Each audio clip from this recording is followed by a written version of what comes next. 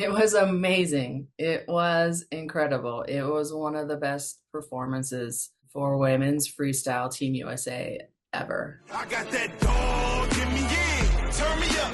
Big energy, got the crowd going up. Hello, everybody, and welcome back to another episode of the Wrestle Her podcast.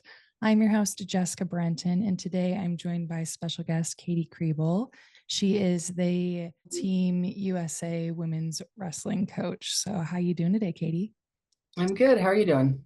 Doing great. So, why don't you go ahead and start off by telling the listeners a little bit about yourself? I am married to one of my best friends. His name's Jay.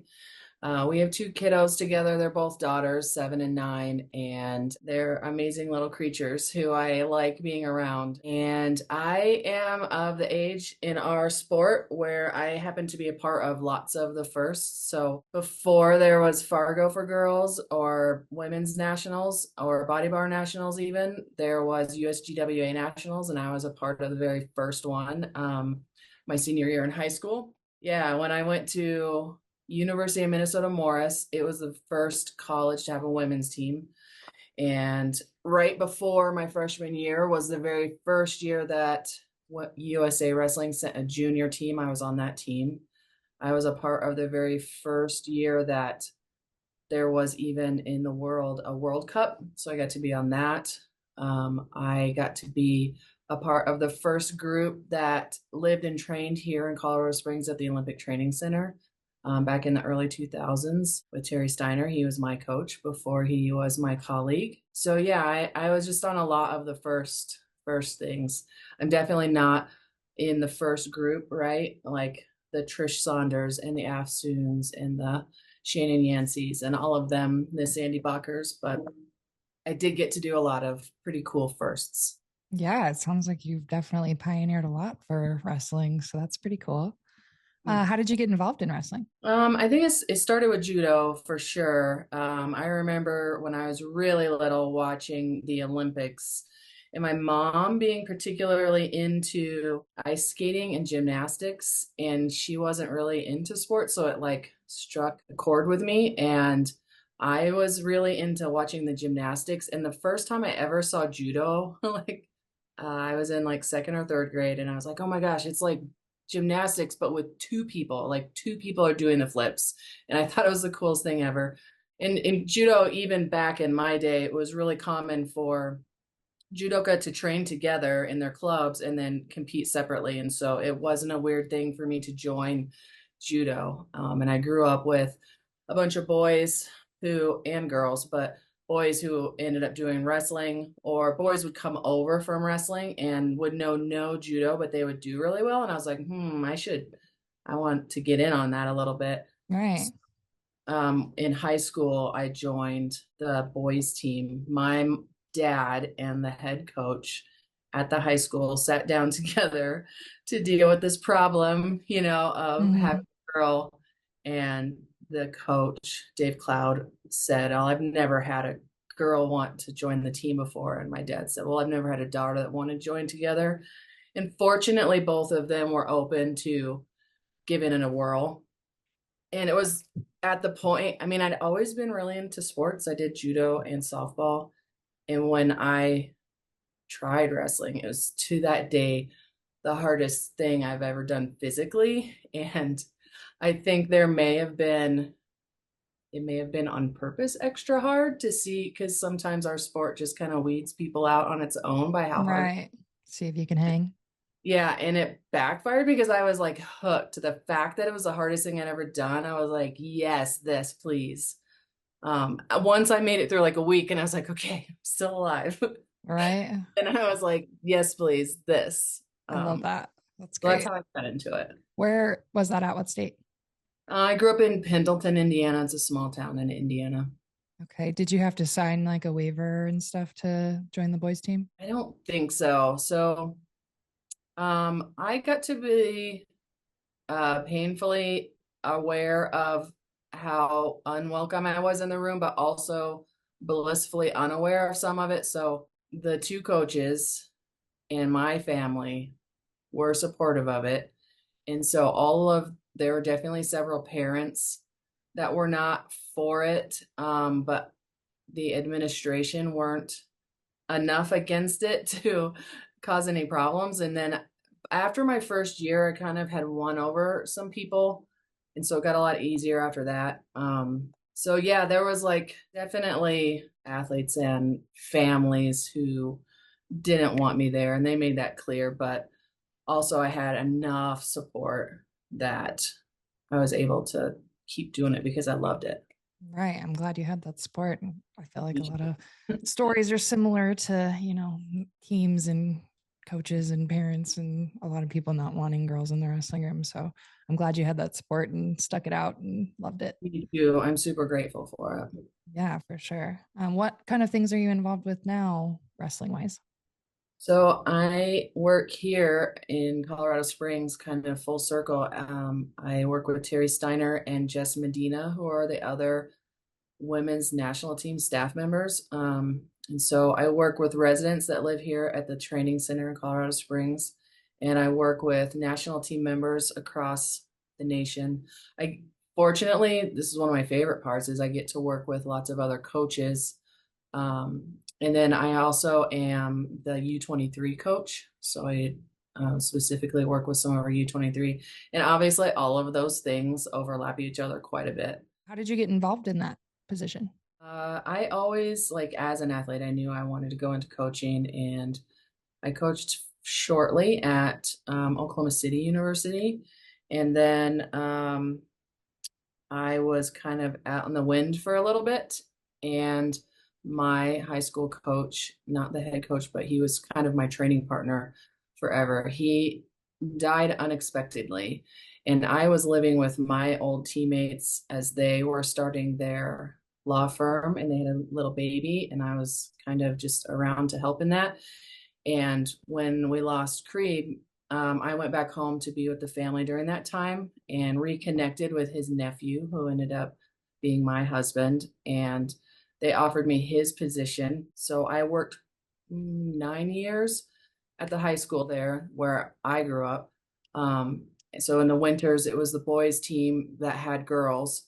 And then in the summer, it was Freestyle Greco that I did like the local club. And then before I left, Indiana was one of the last states to finally even be in the mix of sanctioning. And so my last year or so, I really worked on girls specific team and then worked on having people that I could like hand it off to. Okay. And then I got involved with some women with the D1 women's wrestling group and was starting to like think about seeing myself maybe at an Ivy League or being a part of what they were trying to grow. And this position opened up, and I was like, well, I'll go interview because it'll be good for me to practice the process of interviewing. And during the process of talking through why I'd be a good candidate, I convinced myself more and more. And fortunately, I got the job out here, so I got to come back and coach with Terry and with Jess. And how long have you been in that position? 2 years and like a month. Okay. How's it going for you so far? It's crazy. It's crazy. I think it's taken me 2 years to even like to feel like I know enough to be really useful. Just because there's so much. There's so many age groups, and there's resident things and senior things, and the schedule is so crazy, and then figuring out where everyone is and who all the players are, and then getting to really know them all and the coaches that are away. And it's just a lot, a lot, a lot. And it has definitely had lots of challenges, and it has definitely not always been comfortable. But it has also been incredibly inspiring, and I've gotten to work with amazing women who inspire me, and I've gotten to work with coaches who inspire me, and then I've gotten to be teammates again with some of my teammates that are now coaching, and that has been amazing. Yeah, I bet. That sounds awesome. So you guys just went to the Olympics and wrestled there. So, training for that, what does that look like typically before you guys leave? This summer was a lot of individualized. So Sarah Hildebrandt was here. And so just like it always does for like worlds, the focus narrows down instead of on everyone nationally on world or Olympic team members. So the training got a little bit specific for her while also trying to balance what everyone else is trying to train for still. And then the other Olympians were in other places. And so we did a lot of work to try to get people out to where they were and Right. send people, whether it was their training partners or extra training partners. And obviously we come together for national teams, but there was a lot of like getting this person out to where they're training or getting the Olympian to a little other group to train in a lot of individualized training like that. Okay, I didn't realize that they weren't all at the training center training together. So they're from all over the states, and you gotta just get them training partners and what they need, I guess. Yeah. So Yeah. I didn't know that. That's good to know. So how do you stay connected with all of those wrestlers since they're not all at the Olympic Training Center? It's hard. So sometimes one of us will go out to where they are, and a lot of it is working with the coaches that their personal coaches. So, I mean, I came on the scene for some of our veterans. They have been doing this so long, and they have their people, and they have their coaches, and they have like I'm jumping in when they're already ready. So I really was like facilitate anyhow, any way that I could help get what they needed, but wasn't necessarily their coach. And even with our younger ones, it was a lot that too. Do you get together and train before you guys leave for the Olympics, or do you just practice once you guys get there? So we had 3 or 4 national team camps. The very first one was really quick after trials, which was a challenge. But it was really just to kind of like engage. It's called Team Five here, to engage all of those. So it's um we was very little, it was like open mats, and but it was very little training. It was very much meetings about like here's what you need to expect, that we can help you through. It's engaging them with media here and having them have a plan to like things are about to get bonkers. And so who's your person that we can send all of the things to so you don't have to worry about them? And then start thinking about how they want to engage with media. And then it's Team Five, which is like engaging with strength and conditioning and making sure they have what they need there, and whether or not we here can supplement that. It's nutrition and making sure they're working with our Lady Nuwani, or whoever it is that they've got, and making sure they have everything they need that way. And it's engaging with sports psych. It's engaging with like sports sciences. So they did some testing, whether it's like blood work or strength testing or um, all kinds of things that they do over in sports sciences that I'm not even sure they tested, but to see like where they were at the beginning of like the summer to see if they needed things. Do we need to get on top of like getting you iron, or how's that shoulder feeling, and getting them engaged with sports med, and then how is training? What are your partners like? Do you get to be with your coach as much as you want to? Do you need training partners, or like what are the facilities like that you're at, like so that normally when if there was anything that they had to struggle to kind of scrap together, we tried to like help with that between the beginning of the summer and the Olympics. Then we had a camp out in Pennsylvania, which was super cool, and that was alongside men's freestyle, and that was a lot of training. And we had as much of our national team out there as we could, along with a handful of Canadians, just to get some really good training and some new faces and different partners. We had a training camp here in Colorado Springs.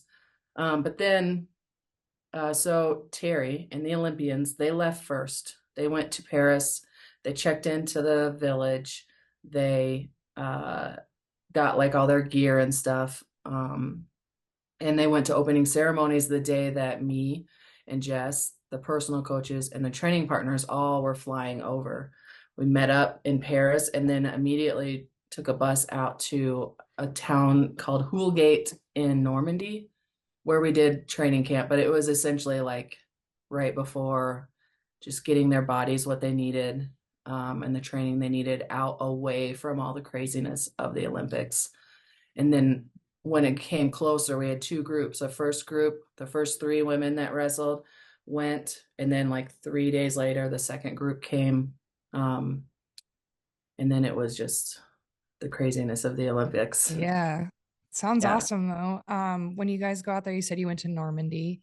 Mhm. What made you guys want to stay there rather than at the Olympic Village? So everything with the Olympics starts so like 3 years ago. The idea of where we wanted to do this camp was even started. The Okay. training center where we were at was like a regional training center. There in France, their main training center is on the outskirts of Paris, and we've trained there before. But Terry, 2 years ago, after Worlds, stayed and went out to tour this place, and he had to like envision what it was going to be. They were kind of like, over here, we're going to have this, and over here, we're going to have that, but it wasn't even built yet.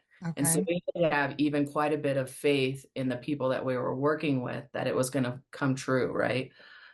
Because sometimes promises don't come through. But so Right. it's a lot of like international goodwill and faith and believing and seeing what it could be. Then the Worlds last year when we were in Serbia, we did our training there. So we tested it out for Worlds the year before the Olympics. And even then, it was kind of like, here's our list of things that like would make this even better. And we know some of it you're literally working on right now, but here's what would make it better. And then they came through. And by this time when we were there for the Olympics, it was done. So like this is such a big international thing and so many wheels are turning that planning literally started like 3 years ago for just the training right before the Olympics. Right. That makes sense. It sounds like there's a lot of moving parts to it. So it's got to Yeah. be planned for Yeah. adequately. So that's cool to know. What kind of responsibilities do you have while you were over there? So I was a lot of back of house, which means like I didn't sit any of the corners. We had our personal coaches in the front corner, and then Terry was in the back corner. And so I wasn't necessarily in charge of any of the like practices, Team Amit and Team Dom and Team Kayla, right? And making sure that each team had what they needed when they needed it, because but at that point, everybody was on their own schedule. And so it was about making sure that those schedules could literally happen, and then communicating with the medical team, and with our nutrition team, and getting all the pieces to fit together. So again, I think I would categorize my role as like facilitator. Okay. So you mentioned that each person had the team. How many people and what kind of team did they have for each person? It was the athlete, their training partner, and then their personal coach. And then that's the like team. And then obviously, it's not like some of the coaches would have helped other athletes and some of the training partners were used double, but it's kind of like they got dibs for that core group. And then that team also includes a lot of times some family, right? And how that all works together. So Okay. yeah, that's the mini teams. Okay. How many training partners were brought? Each one got one training partner. So this has changed over the years. Sometimes at Worlds, we get to have a 1-for-1 ratio. And then, like in Tokyo, obviously everything was different because of COVID. So I Right. think I got to have two total training partners. So the team had to kind of be their own training partners and then two extra people that could help. But um, it started over the summer where we had really intense training with the training partner and Olympian, and then some supplemental people. But the one training partner and one Olympian have been together along with that one personal coach since like April. Okay. So yeah, it was a 1-for-1. There were Okay. six partners. Okay. How do you feel that Team USA did as a whole? It was amazing. It was incredible. It was one of the best performances for women's freestyle Team USA ever. Yeah. Yes, I agree. I was getting up at 3 in the morning to watch all the matches, and it was fun to watch. I mean, and being there, I can't imagine how exciting that is. And kind of just explain like what is that atmosphere like at the Olympics? The Olympics, like you would think that it's just like a bigger world championships, but it's not just like, hey, it's a normal tournament, but with all this extra added pressure. It's like the entire world and lots of the sports of the entire world all come together in this one place to push and help support like thousands of people to support hundreds of athletes. I mean, it's over hundreds, 1,000 or so, but like the very top percentages as far as like humanly possible, right? We're pushing humans to the edge of what we're capable of as humans Right, and supporting these very few to go and do that. And so it's not just like more and more pressure. It's like we are getting way on the edge of things, and then things become less and less predictable out there. right, So, like, even how everyone reacts, right? It's not just a like, how's everyone going to react to pressure? Because you get to see that a lot.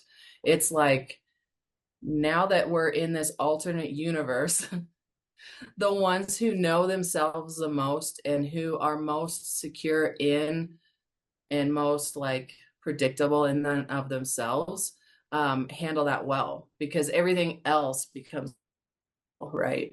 So a lot of the success comes from this little bubble that's around each athlete and then their own bubble themselves in this chaotic environment.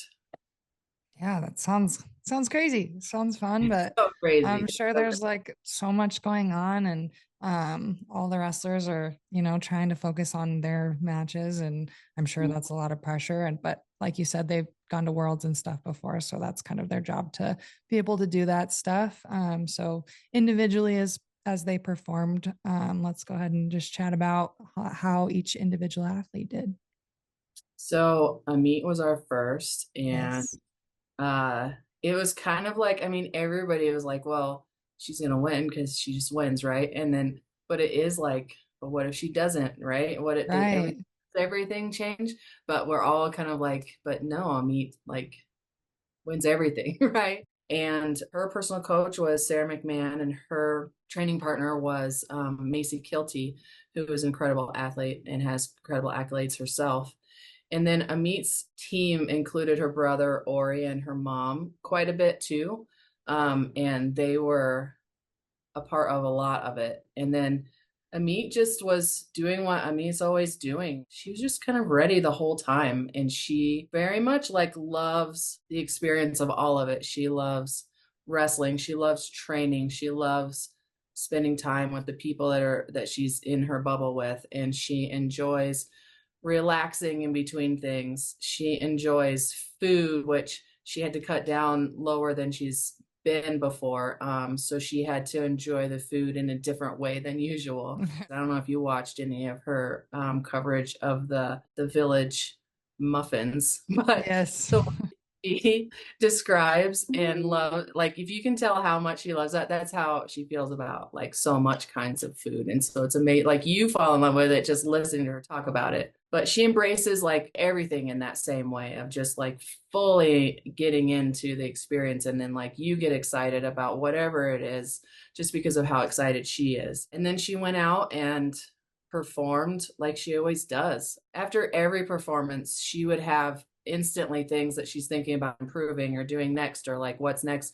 It was one of the few times where it was just feeling the amazing like accomplishment that she just did, and just really being so happy to have that and to finally get there and to do it right. And then Sarah Hildebrandt's team was Sarah, and her brother was her training partner. Her sister got to be her training partner in Tokyo. And so it was amazing to also get to have her brother. Um, and then her coach is Izzy, Coach is Boynikov. And they have been a team. Her brother actually moved to Colorado Springs with his wife for half a year before this to kind of get to have that team as soon as possible. And then I know her family is so supportive and so close. And then, but it was less like day to day. They would be together between sessions and then they would go away and she would do her thing. Right. And, um, I don't know. I can't say anything that she hasn't already said. Like the things that she's expressed in her feeds are so true, right? She had to work so long almost getting there, right? And so I think Yeah. the feeling was so like with the meet, it was like, of course she is, but you never know. But with Sarah, it was like everyone was just willing it to finally work out for her, right? Because she's done so many things right, and then she's worked so hard and almost gotten there. So to finally get it was pretty amazing. And then um, it was like just to see her get to share that too with her brother and her coach, and then her whole family, and just to like just get to really love it and everybody just loving it together. And then anybody that's ever watched her career getting to just be so happy that, right? Like everybody wants that. It's like getting to love that underdog, right? Yeah. So everyone got to be like, yes, finally, right? Right. How Yeah. was she about we kind of touched a little bit about it at the State Leaders Summit, just about how she took the news of, her opponent not making weight for the finals, and then her thinking she's not going to wrestle, and then them telling she is going to wrestle. How did she Yeah. handle that? It got closer and closer and closer and closer of her bubble of just like being one of the ones that was the most sure of her own bubble and of herself, and that like outside things mattered more earlier and then less and less and less and less and less. And so it was just like, okay, well, we're going to deal with whatever, we're going to be as ready as possible, which she was for as many of the scenarios that you could predict. And then Right. you couldn't predict that, but she was ready to handle things that she couldn't predict. And so it was like, okay, well, I mean, it would start with Japan falling so early, right? Which wasn't completely unexpected thing. Right. And then India busting right through that bracket. And yeah, I mean, that morning for all of Team Hildebrandt was a roller coaster. I'm Just that sure. was like, she didn't make weight. What does that even mean? I'm my Olympic champ now. Do I feel the feelings of being an Olympic champ? And then it's like, but in the back of your mind, you got to be ready to, because until the actual minute of the match, you're going to be ready, right? And then you've got a person, and who is that person going to be? And so now she's preparing mentally just for whatever match, right? And then like, yeah, it was just a roller coaster, right? But I think she was ready to ride a roller coaster. You know what I Yeah. mean? She looked Um, ready. for sure. And then honestly, like even in the back, it was like it didn't really matter who was going to be thrown at her, because like there's not a single thing that she doesn't know about this sport, right? There's not a single technical aspect that she doesn't have an answer for, right? If you're going to throw Right. out like a pop quiz of whatever. And so knowing that she was that ready, it almost felt like every single other person was like, they didn't have as many answers as she did. So it was like, okay, she's going to go in with all the answers. How about the next athlete that wrestled? Was it Parrish? Yeah, it was Dom, and Dom's team was one of our age group wrestlers, Katie Gomez, who lives here in Colorado, and then her coach, Nate Engel, and she's out at Beaver Dam in Oregon. And they had such great training, and hers was a heartbreak, right?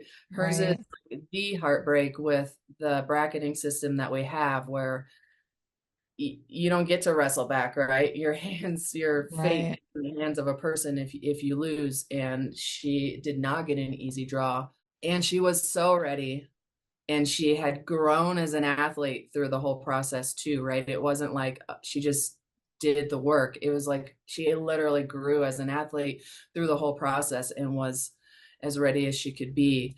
And it didn't happen. And then when her wrestler didn't go on, this was Rich Binder has described the Olympics as um, a series of weddings and funerals over and over again. And Yeah. that is what it is, right? Everyone's heartbroken for her um, to not get to show the world what she is, which is amazing athlete, right? A top level Right. athlete, deserving of all of the things. And then it just didn't happen. Um, but it's not because like some sort of lapse in will or mentality or anything like that. She did the things right. All of our women did all of the right things. That's how it goes sometimes. Yeah. You just got to keep on trucking and keep working hard, and hopefully she can go to another Olympics. Was that her first one? That was her first Olympics, yes. Yeah. So she's got time. So we'll get there again. We'll go to Worlds, and hopefully she can perform for the world for us so we can, Yeah, see how great of an athlete she is, because she definitely is a great athlete. right. I mean, she's going in as a world champ into a bracket full of world champs. So Right. And then who is next? Helen? yeah, Team Helen was her coach was Angel Cejudo. And she also worked pretty closely with Lee Pritz, who is Kayla Miracle's personal coach, but Lee Pritz has also worked quite a bit with her. Angel and Lee are both in Phoenix. And her training partner was Kyler Larkin. So who ended up, I mean, he was new to me and a lot of the people, but he was pretty great. He was like good vibes. He was a great feel. He jumped in with other people. I was glad that he got to be part of the team, right? Because he was a great asset. Helen is Helen. Helen is like her own like queen of wrestling, right? We have several queens of wrestling, and she's one of them. Yes. Um, and so, yeah, she was, and really, it was like if Helen's ready to step on that mat and excited to be there, and then she'll just go win it all, right? And Right. really, it was just a matter of like literally the moment when the moment came to be there, right? So it wasn't like everything had to build and progress the same way during training. She is in the moment, right? And she will go and do other things that she's incredible at, like dancing and music and like all of these other things that she's also amazing at. And then for like she was part of the second group, and this it was a little bit harder for that second group because they had to wait, right? There's this point where it's Right. we are all ready. I felt it before we even left, where it was like the hay's in the barn. We're all ready, and now it's just waiting until it's your chance to go do the thing, right? And like keeping your body as ready, and then keeping your mental state as ready as possible, but then like having to hold it, right? Also, she's dealing with what everyone, all the expectations. Amit's got those expectations that the world just expects her to win everything. She's already the first three-time Olympian for Yeah. wrestling in the United States, and then she could be the first three-time medalist. She could be a two-time Olympic like gold medalist, like all of those things, right? And then being said and expected around her, right? But then her just going out and just being Helen out there and doing her thing, which is beautiful to watch. By the way, anytime she's out there wrestling, it's pretty incredible to watch. I'm sure everybody wanted it to be gold, but the fact that she went out to make history as our first three-time medalist out there, like as the first three-time Olympian, and then just to, I mean, everyone knew we were going to have a moment of history together, right? And, Right. and then she did it, right? It was really incredible. She did it in what, 26 seconds? Right? Yeah. Yeah. Yeah. And it's not just her move, and she doesn't have just one move, right? Like her foot prop is one of them, but that fireman's, and then how deep she got that leg hooked, like Yeah. It look, was it beautiful. wasn't just like a fireman's, it was like maybe the best, one of the best firemen's ever, right? Yeah. It was so So awesome. yeah, it was pretty cool.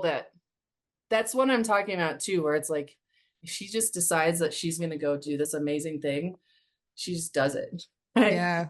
It's not just like, oh, I'm gonna do my best. Like she is gonna just go do her best, but if she decides something amazing is gonna happen, you better be watching because something amazing is gonna happen. That's great. I love that. Yeah. So that was her third Olympics then, right? Yeah. Okay. Yep. Is she gonna do another one? Is she Um, done? Do you know? Are you allowed to say?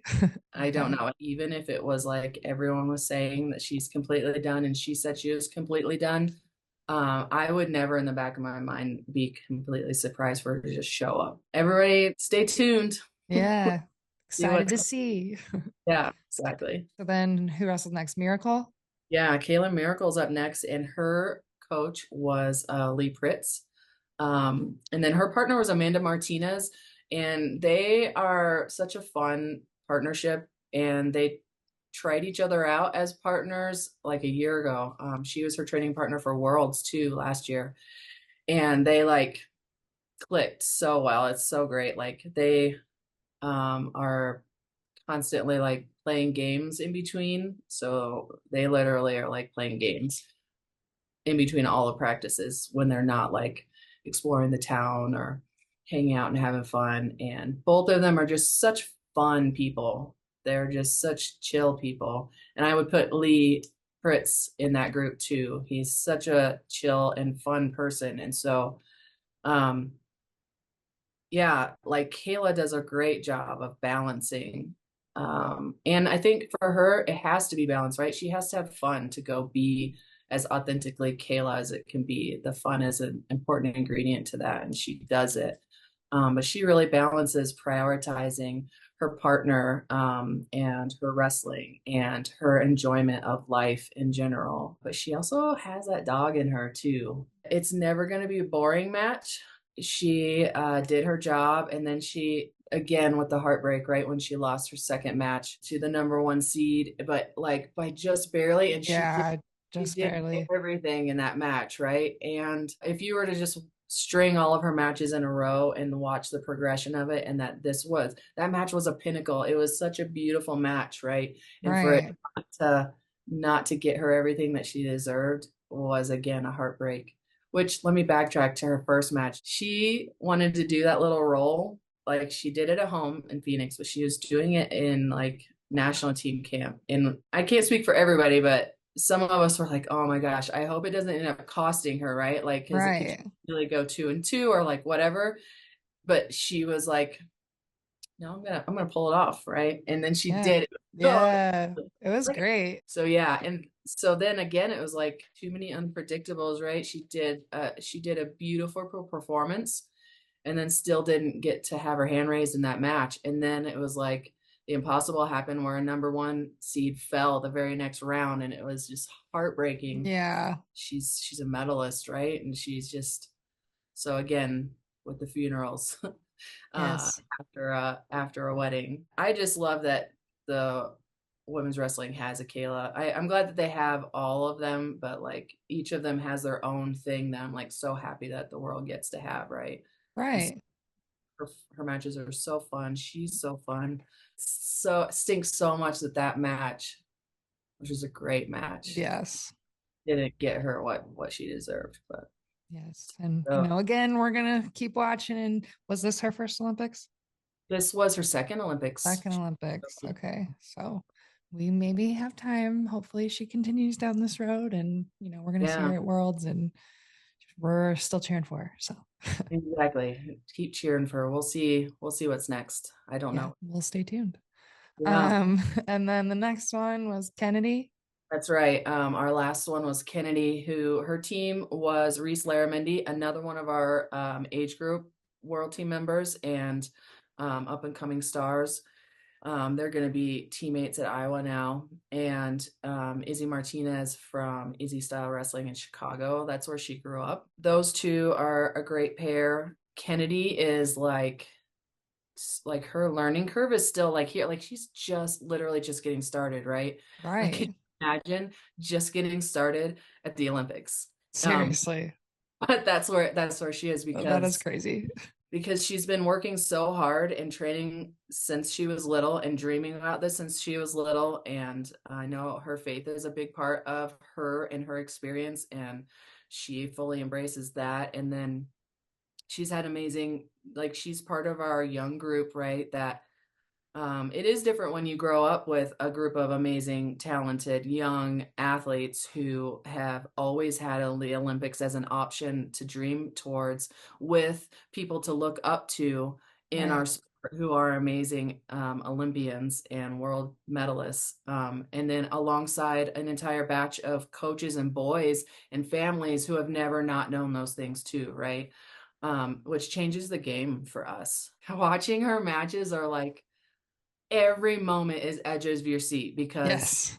if the other person scores, you're like, that's fine because she's going to go do something huge. And then she does something huge. And you're like, for some people, that's match over. But for her, it's like, okay, a bunch more points are still going to be scored. So we are not even close to done right now. Like, stay on the edge of that seat, right? Seriously. And her And five that she hit was beautiful. so I, after her match, was like wanting to talk about that double because she did double where literally everyone was off of the ground. Like Hmm. you forget, like her five overshadowed her four that she got before that, which was Right. also incredible. But then she was like, I knew I might have a chance to get a suplex and I really wanted to do it. And I knew that if I had a chance, she had a moment of like full send and then she Yes. ended it. She was like, I can't just sort of do it. I have to go as hard and as high and as big as I possibly could, which she did, right? Yeah. Like literally did our logo. Yes, And seriously. Those pictures are beautiful. they are. And it's amazing. I also happen to love the fact that that girl had like a braid because if you've ever seen our logo with a girl hair ponytail that's flying, Hmm. literally that's in there too. Yeah. Couldn't possibly be any better, right? So again, even kind of like Kayla, who had another thing in her wrestling that she was excited about. So like that role that she did, like she wanted to accomplish it. And then Kennedy, obviously you want to like have the results, but the fact that she also was just pumped about like I may have a chance to do a suplex, and then it happened, right? So she had other goals inside of her goal that kept her pumped and going ready to go. And again, it was like it was mixed heartbreak and excitement. Like it's hard to be super sad about a silver, but it's hard not to be super sad about a silver, Right. right? And then the fact that she's just getting started at silver at the Olympics. So that one's like a mixed bag, right? Because she very much could have been a gold medalist. She's very capable, and it didn't work out that way, but which is heartbreaking. But on the other hand, it's like she's got some other opportunities, right, to keep going. So Right.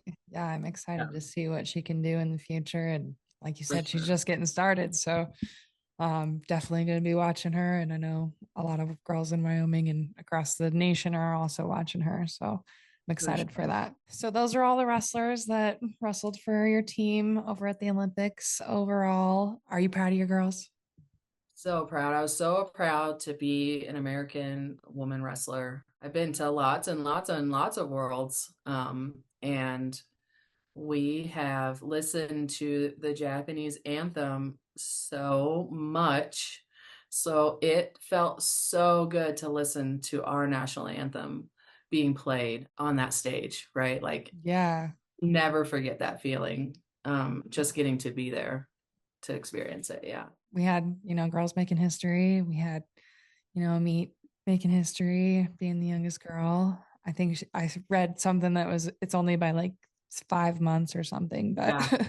Right. she's the youngest one, and Youngest of all men's, Greco and women's. and then yeah, Kennedy's not far behind her. She's pretty young Right. still too. Yeah. And then yeah, Helen getting 3 medals at the Olympics is another history maker. So I'm sure that that was just an amazing time, and I'm sure you're such a proud coach to be over there and be coaching these girls. It was Um, amazing just to be a little tiny part of it. And then, I mean, even just to get to walk in, like we had such big guns going into that situation, right? Like when literally every single one of them was gold medal contenders. Like that's amazing. yeah, Like it was how many teams have you been on where literally every single one of them are very top contenders yeah, that's behind that? crazy. It's crazy and it's super fun too. So Yeah. I'm glad you were able to share your experience with us today. Is there anybody that you'd like to give a shout out to while you're on here? I think I want to give not to one person. I think I want to give a shout out to all of the superstars that we get to have, all of the queens of wrestling that we have. I want to give a shout out to everybody that came before, everybody from my generation and the generations even before us. I know the path that it took to even get as a whole to this moment. And it was a rough path. And then a shout out to all the little girls out there dreaming. Keep dreaming and keep being the remarkable little beasts that you are. I want to give a shout out to all the girls and all the women. That's who. Yeah. I love that. So if there was some advice that you could give to anybody who is an Olympic hopeful, what kind of advice would you give to them? I would say to keep learning yourself. All of the aspects that you can learn, the more you know yourself, the more you can give yourself everything that you need to give yourself, your mind, your spirit, your body. And then keep the very closest ones that fuel all of those things, all of the people that fill you up, whether that's a friend or family member or coach or random person. Just soak up as much of that as possible and keep them really close, right? To keep growing. And then as you grow in the sport, it should be the people that you learn from, whether it's the older wrestlers or your coaches or your family. It should be a lot of learning early, like through high school. And then after high school, if I have any advice to give, is that it should start shifting more and more to being like you receiving and learning. And you're also learning about yourself. But the more you learn about yourself, it should be more and more like becoming team you, right? All of the other people around shouldn't by the time you get to elite level, it shouldn't be that you are just receiving. You're an active member. You're an active part of the process. So your coaches should supplement, your family should supplement, your friends should supplement, all of the like nutrition and sports psych and lifting coaches, they should all supplement you. And then you should be by getting to be more and more and more in charge of that whole situation, right? Because it's got to be more and more tailored towards individual needs, right? You're the only Right. one you're the only one that can be you. You're the only one that can shine your particular light. You're the only one that can create the wrestling that you can create, right? And so the more you can take a bigger and bigger part of that actively, the better. Like the more you can be your most authentic self out there and express, show the world what you are, the better. I love that. Katie, well, that is all that I have for you today. Thank you so much for joining me and sharing your experience with us. I'm sure we're going to have a lot of people excited to hear all this information about how, the Olympics went for these girls. And I'm sure a lot of people were watching and cheering on. So it's kind of nice to see the background of it. So thank you so much for sharing with me today. Yeah, I'm so grateful that I get to be around such amazing people and get to experience such amazing experiences. And this was super fun. So thanks for having me. And thanks for talking Yes. about things. Of course. So we're going to be cheering for you guys at Worlds. We're going to be cheering for you guys at the next Olympics, which is going to be in LA. So I'm really excited about that one. And yeah, we just hope for the best for Team USA. And I hope that we can continue to grow and continue to, make history like we have been. So thank you again so much for joining me. I appreciate you. Thank you. All right. And thank you guys so much for joining us. And we'll see you guys next time. Bye. Can't accept the loss, I'm hard-headed. There's a little bit of madness to my method. Many falling off that fine line that I'm treading. I risk anything to be great, and I'm not letting nobody rob me of my victory. Number one, that's what I'm meant to be. When by any means, only thing that makes sense to me, I can make nice or make history.